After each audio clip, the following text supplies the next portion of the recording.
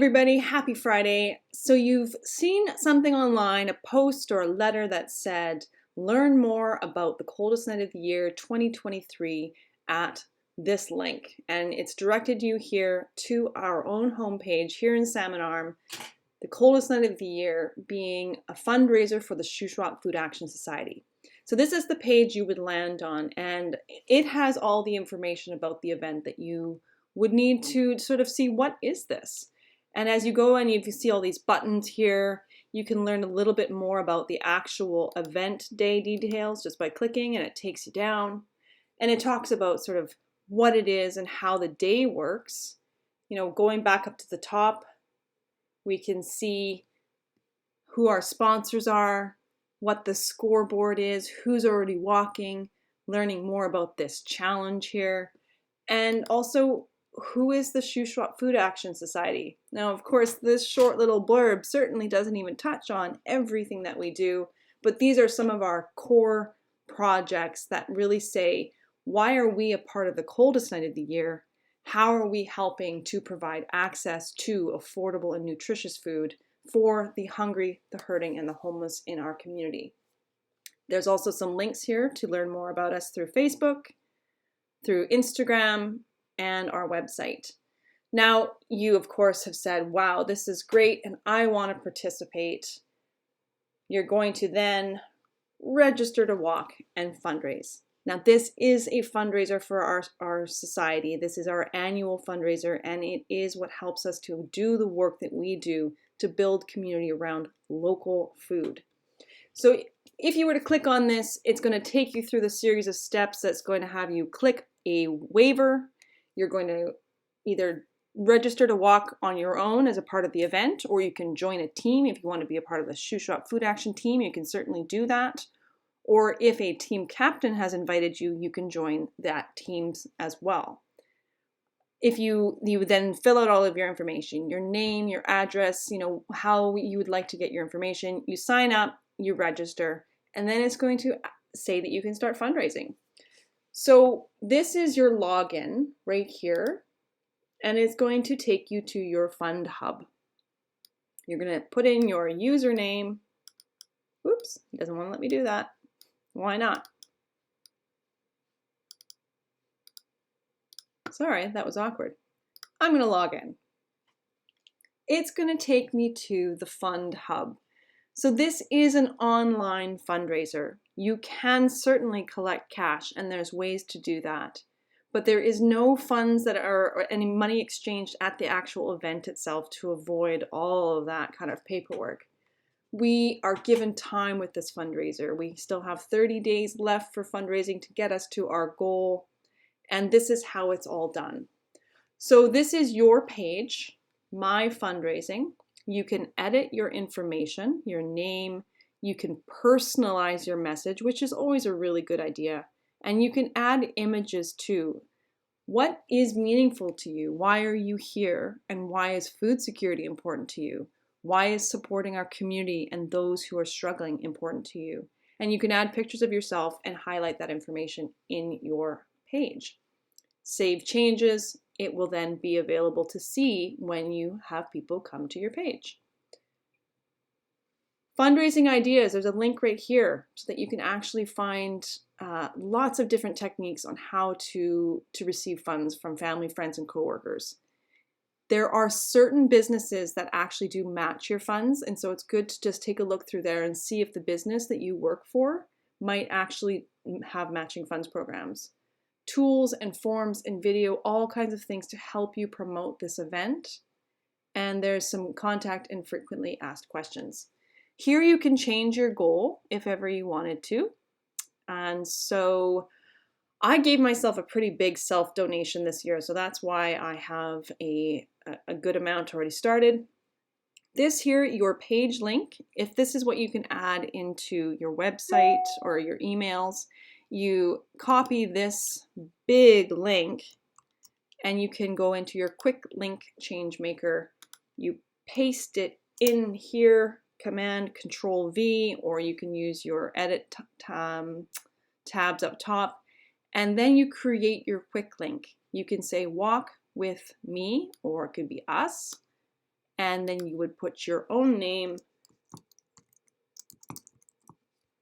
click to get it, and now I have Walk with Me, Melanie Bennett, and you can use that as a really quick way to get people to your page. Let's click on that. So here's my page. When people come to and click on this link, this is what it says. And it's got a few scrolling pictures.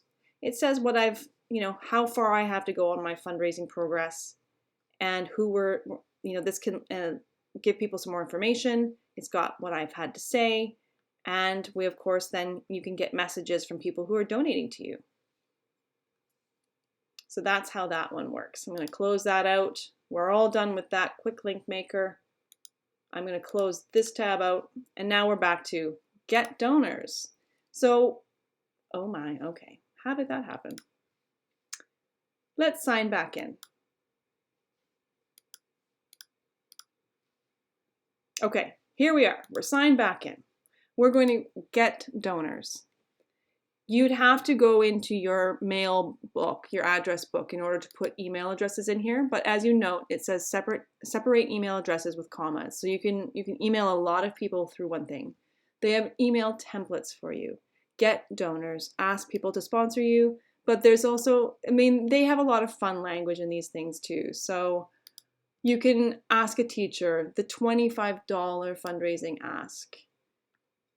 All of this is already done for you, and it's really just you going in and personalizing it to make sure that people can connect with it. You can make sure you're always going through and changing things, supporting the Shoe Shop Food Action Society. And then once you've done that, you've got your emails, you've done what you want, you can change the subject line, then you're going to just send email. When that happens, you'll actually be able to see whether or not people even open it too. Now, if somebody does donate to you, you can thank them here, which is always a really good idea. So you would thank donors now. Now, in this case, I wasn't going to thank myself, but I am going to thank Travis. Travis is the manager of the Canadian Tire, and so I can go in here, I can mark him that I'm going to. Thanks for giving to me. I can write what I would like to say, and I can send him an email, and I will do that afterwards. It's always important to thank people, right? So if you were to receive some cash or a check, for instance, this page shows you exactly what you need to do. If it's for the team, you would be doing it and posting it to your personal fundraising page. Checks have to be marked payable to coldest night of the year, that they're signed and dated, and your name should be on the memo line so it actually gets applied to your total. If this doesn't happen though, in the end, all the money is still going to the same place, to the Shoe Shop Food Action total. You would enter cash or check. Now, what's important here is if people do want a charitable tax receipt, so if they give $20 or more, they can get a charitable tax receipt. So this is in here. You need to have their full mailing address. It has to be over $20, and don't use your email, use their email so that they will actually get an online electronic email with their tax receipt. So you're going to put in all of their information. You can show their name if they wanted to on your page and their donation amount. If you don't want to, it will just say anonymous donor, and it doesn't have to say anything. Click to submit. When that happens on your own page, there is going to be a point where it says that you have donated money. How about I just go ahead and give myself some more money? Why not? And you're going to have to try and ignore the personal information that I'm sharing here.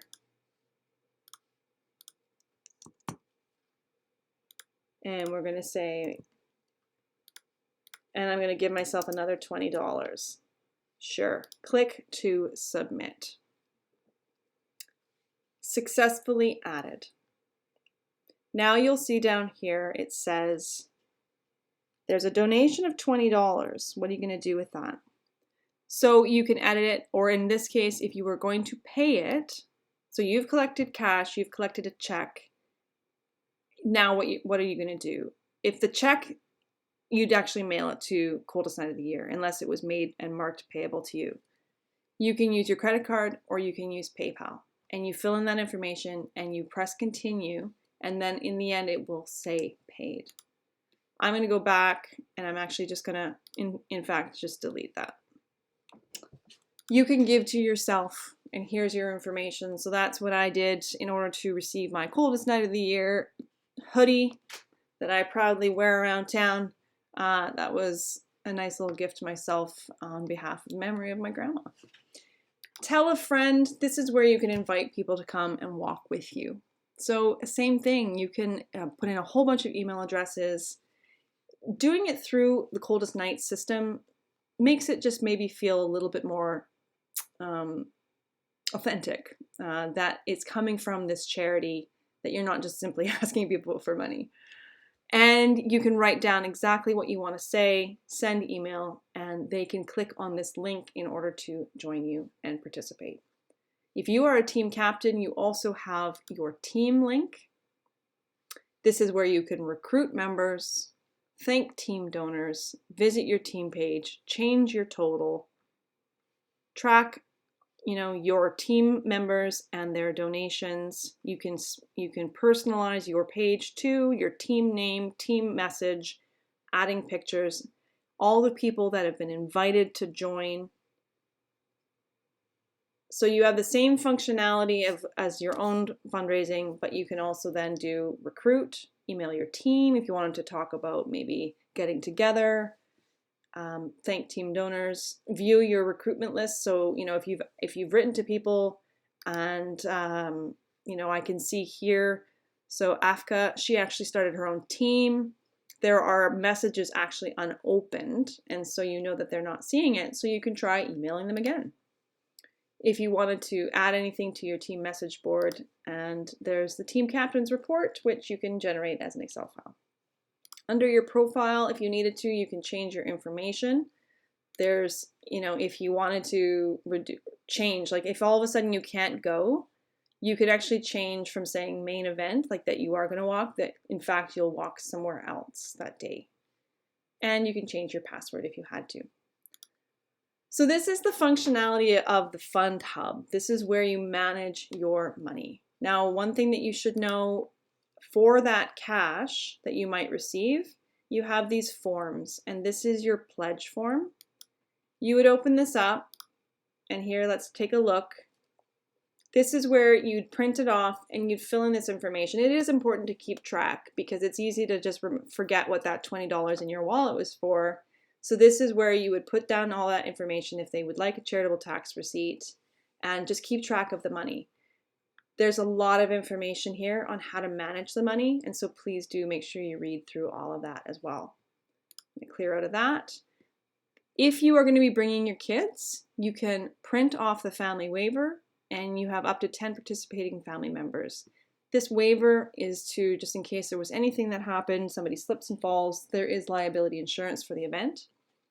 Then the waiver form for children is here as well, and what Coldest Night of the Year does like is for you to print it, sign it, and actually send them a picture of it, and all that information is on the waiver. You can use images to, help promote what you're doing. There's all this promotional material available, not just to the charity, but even to the walkers, to the businesses, to get involved. You can send money or letterheads to, other businesses, for instance, to challenge them or to seek a donation. Postcards and posters and all kinds of things that can be used. You will probably not be creating content, so the style guide isn't as effective, but here under tips and tricks, 25 tips for recruiting walkers, photographers, fundraising tips, there's sample donor letters, and then there's all these wonderful videos that Coldest Night of the Year, the Blue Sea Foundation, has created in the past throughout the years. They are well done, they are meaningful, and they can help really for you to understand more about what this event is like too. So you have all of this functionality over here as well. You can register, there's more locations. Learning more about the event is kind of helpful for you to be able to talk about what it is that this is, about the event, about the cause. If you had information or questions about where does all the money go? So there's information for financials there. Tools, that's where you would find those, the forms, shareable images. There's the videos for this year. Fundraising, how to fundraise, ideas, the Get 5 campaign. Sometimes it can be really intimidating. So here they have ideas for you. Try and get 5 donors at $25 each, which is pretty achievable for most people. You have $150 and that gets you your toque.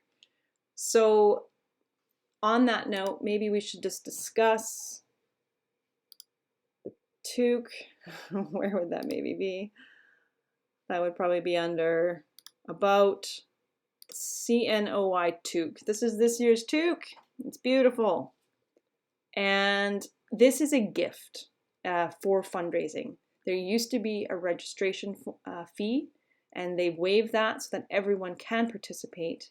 And so this is now a gift if you do, as an adult, raise $150, and as a child, $75, under 18. So that is the toque.